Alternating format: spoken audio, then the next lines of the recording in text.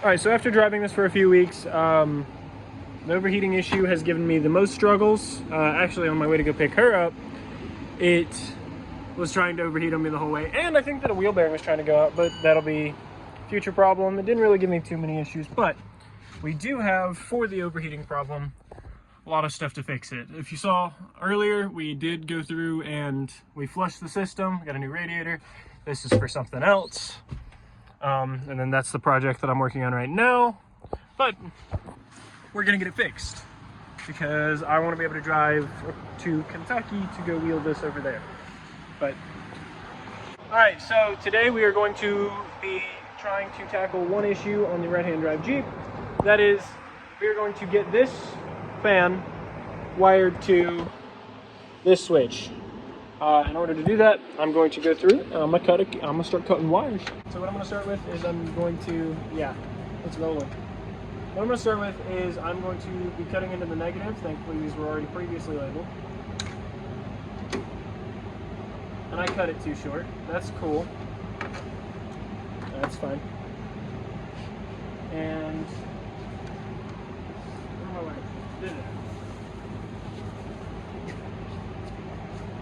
I'm gonna go through and I'm going to strip the wet.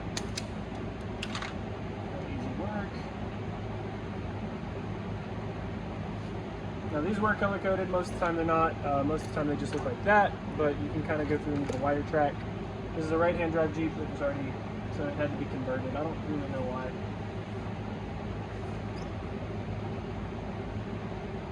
I did forget something.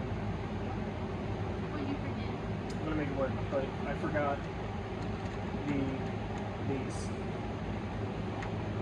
They look like that. Oh, I think I saw them. Did you grab some? I can make it work.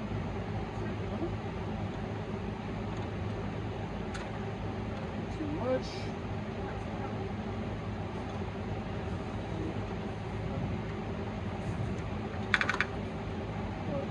I hear it?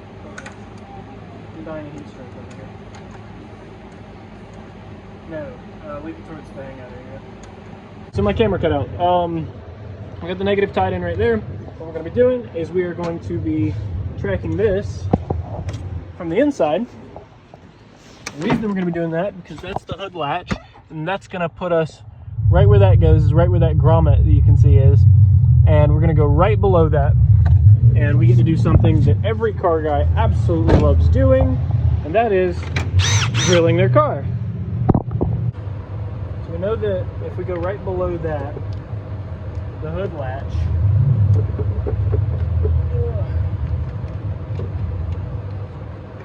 then we'll come out at a good location. Alright, so after you're done drilling that hole, I recommend painting it. You can barely see it, and as you can see, we already have the wire in the process of being ran through. Yes, I cut too much. Yes, that is a jumble, and it will look better. But I went through and I routed it through here. Got to trim off the zip tie, and up and around, and then through the hole. So what I'm going to be doing is I'm going to be going down here, finding where I drilled the wire, and then pulling it through, which is right there. And you just pull it through and route it up to your switch panel, which we are going to be getting into here in just a second. I heavily recommend that you do the same thing off the terminal, going through the same hole, just to save you some steps instead of trying to push it through the other way, because I will say that was a bit of a pain to get through. All right, so now what you want to do is you want to go ahead and pop these 3 Phillips heads out, and then you're going to be removing this entire unit, so that way you can cut a little slot right here for where your switch is going to be. You go through and you finish cutting the slot for the switch, then you can go ahead and you can wire it in, and then you should be able to switch your fan on from the interior. So now that you have both of the wires trimmed down and your switch panel all connected up, yes, I know it's off center, I screwed up the drill a little bit. You're going to want to go ahead and tie them in. So take your wire and put it in, and then you take your crimpers, find where that wire meets, squeeze, and that's good. Now you do that again.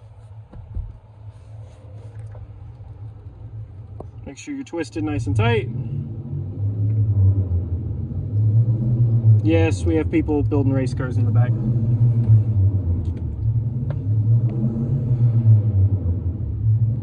So once you're done with the wiring process, flip the switch, walk over here, the Jeep is off, and the electric fan is on. So then you go through and you start plugging everything in, so that way you can get everything hooked back up, and then the panel back on, and you won't even notice that this thing was ripped apart. For those of you wondering why you'd want to wire your cooling system to a switch, and how that helps with the overheating problem, the truth is that it doesn't help with the overheating problem. It's not a solvent, but what it does do is it goes through and and allows you to be able to turn off the car, kick on the fan if you are overheating, so in that way you can prevent the small problem of just overheating until it becomes a bigger one. And I mean, yes, there's still a lot more that we have to do, but I'm going to be working on that immediately. So